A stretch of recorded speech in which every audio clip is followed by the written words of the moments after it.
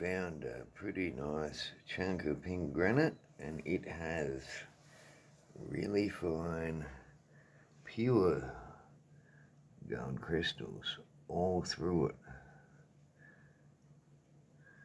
And this is pure gold. This is how gold actually forms. It's usually locked in pink granite or in darker granite. And then as it rains, it washes out, and the gold reconsolidates further down the stream into nuggets, which is not pure gold. It is consolidated gold, or reconstituted gold, to be more precise. Gold itself will flow from the rock and then bonds itself back together further down the stream.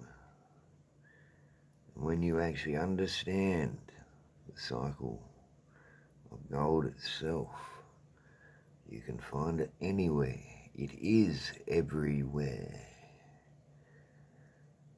And the base of these mountains I found this rock at, the gold streams out of the rock. It flows with the water. It's real fine. The particles are very, very small. And this is pure gold. This is what the ancients harvested to gold plate everything in previous civilizations. This stuff here is what people should be looking for. This is the mother lode. And I mean the mother lode. There is so much of this stuff in the mountains, it is ridiculous. And these granites don't just have gold in them, they have iron, they have copper, they have silver. Many, many heavy elements have been blended in these rocks. And this one here was found in the heartland of New South Wales, not too far from Tenterfield. And there's almost the whole eastern ridgeline on the east coast of Australia is full of this stuff. And I mean, it is loaded here. And this is another one. There's actually a lot of opalization in the rock here. Because most of these rocks were formed by the hidden history of the massive dual comet impact that hit Australia. It actually separated Australia from Antarctica. And this only occurred about 400 years ago. The massive forces actually created shitloads of elements and blended minerals and all sorts of shit. The ridgeline I'm looking at is opal, boulder opal, and I mean the really rare boulder opal. There's like fucking heaps of rare boulder opal. Massive chunks of black opal, pure gold boulder opal. Yeah, there's an iron opal, iron boulder opal. That's got gold in it as well, that one. You got red and gold mud opals. Yeah, there's another red and gold one underneath. Red mud opal. There's a black with gold mud opal on it. And that's almost pure gold opal. Opalized gold. This has got a bit of iron in it too. You can see the iron. That's gold. That's kind of what gold and red mud is. It's after every extremely massive celestial event or geological event, where do you think all the matter gets pushed and reformed? It crashed against the new mountain. And the old mountain compresses all the minerals in between. And you get the most strangest blended minerals on the planet. And these aren't in the geology books. These are rare. These no one talks about. Yeah, opalized copper crystal, fucking huge copper crystal, massive chunks of opal. This is like a huge chunk of bold opal. Wait, I just fell down. You can actually see this black opal. Massive chunk of black opal. Another chunks of black opal. These are all 2,000 foot up a mountain. I found these. You know, gold mud opal. This red and gold mud opal.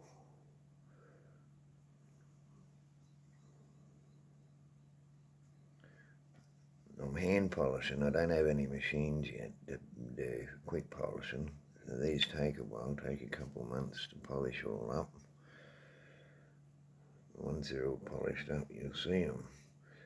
And that's a huge chunk of gold and red mud opal. It's a huge chunk.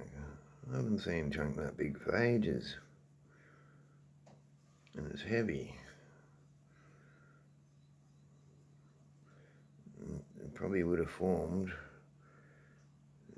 the lighter colour, which is the yellow, would have been at the base, bottom. So it probably formed that way in between rocks. So you can actually see the outside of the boulder impression on it, and that's how boulder opal forms. It's usually muddy bits. They get stuck in between boulders and then they're compressed together. So the actual shape of boulder opal is very unique. It's always some kind of weird pressing shape. You can see that would have formed probably that way in a crack. I reckon it might have formed that way because the goldy colours on the bottom. So it might have, you know, blobbed down into a crack or in between boulders, and then the mountains compressed around it and turned it into boulder opal. And you can actually see this one's got some really cool markings and shit. That looks like some kind of sea anemone or something. And it, like I said, this is 2,000 foot up a mountain, so some of this stuff is just weird. Yeah, looks like a kind of seashell or something in the side there.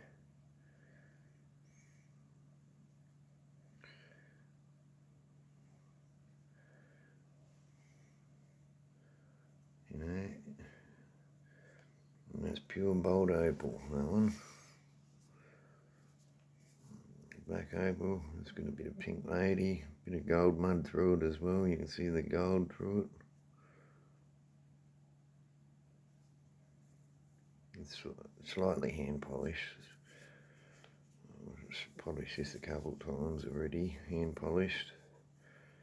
It's starting to go smooth now.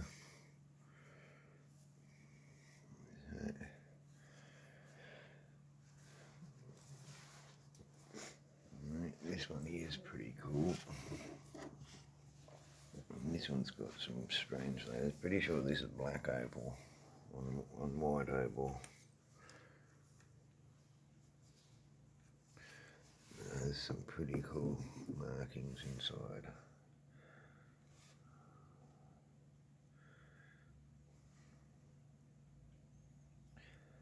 So there's little specks of black opal and white.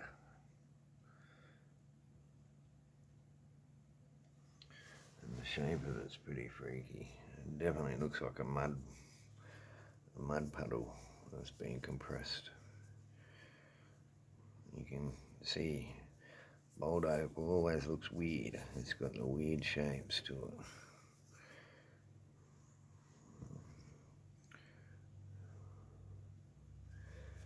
This one here is really interesting. It's got some nice layering in it. It's really swirly. It's got some really nice swirls. It's almost like lead opal. Feels heavy. It's kind of cool. What else? Oh yeah, you've got this massive white opal here too. It's a massive bold opal. Always tell by the way it's shaped. This one kind of looks cool because it looks like it's been compressed. It looks like two sides, and it's just slapped together, and the seams are down the guts of it, and you got where it's actually bent and slapped together. That would have been the bottom of it, and I'd say it's actually been slapped together that way. So the two flat sides would have been long ways, and then something's come up from this side, something's come up from this side, and slapped it together like that. And that's pure bold opal, and you can actually see how the piece of mud is actually slapped together. It would have been long ways, and then it's just gone slap and compressed together that way. So yeah, and that's actually how it probably would have formed. Would have got smashed together that way. You can actually see this side comes down, curls around, and comes back up again. And this is all bold opal. You can actually see the colouring on certain angles. You can see once all the calcification is polished off, the colours will come out of that one. You can see the colour, the different shades of colour in that. You can actually see most of this stuff is opalized mud.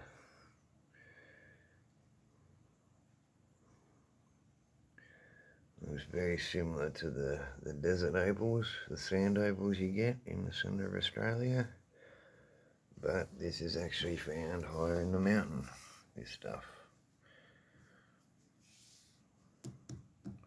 And they usually have like a tinny sound to them, like there's the harmonic stones that kind of sound like that. Whereas this one here, this one's another little piece I'm polishing.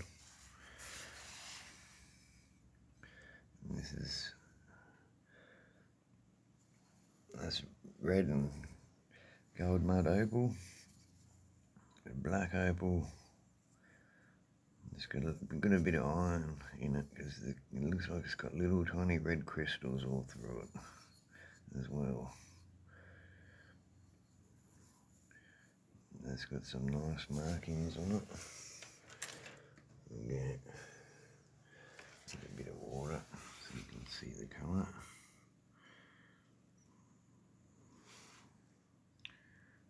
That's actually red and gold mud boulder opal.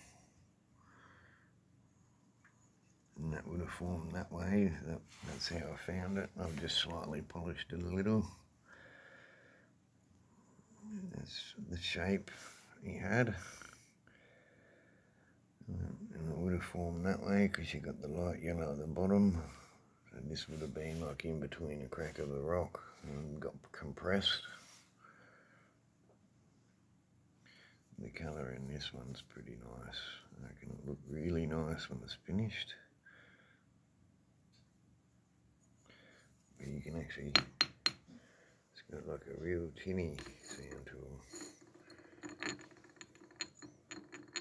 It's almost like a composite metal now. It kind of sounds like ceramic metal. This one here is really hard. I couldn't believe how hard the rock was. So you can only polish this up every now and again because it just shreds the shit out of my fingers. So I can't polish it too long. it makes me hands hurt. But she's taken a while to get all the roughness out of it.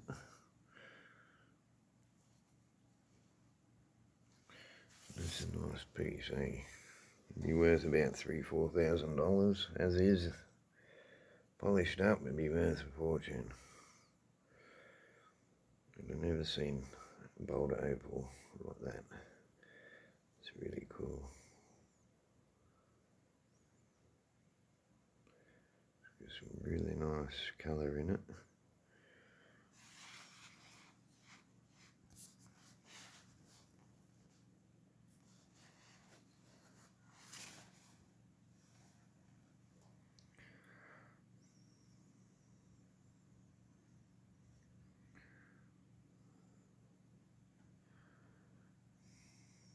You can actually see the gold in it. It's real shiny. Get too close, it makes the camera go yellow. This has got opalised gold in it. It makes the light refracts off the gold and makes it go all yellow. That's how you tell it's opalised gold. Check that out. Really cool.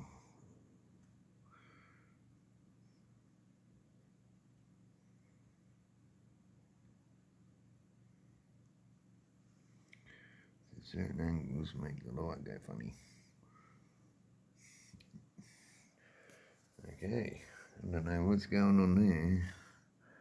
It's kind of freaky. So this stone's doing something with the light. Okay. Alright, now that's just weird.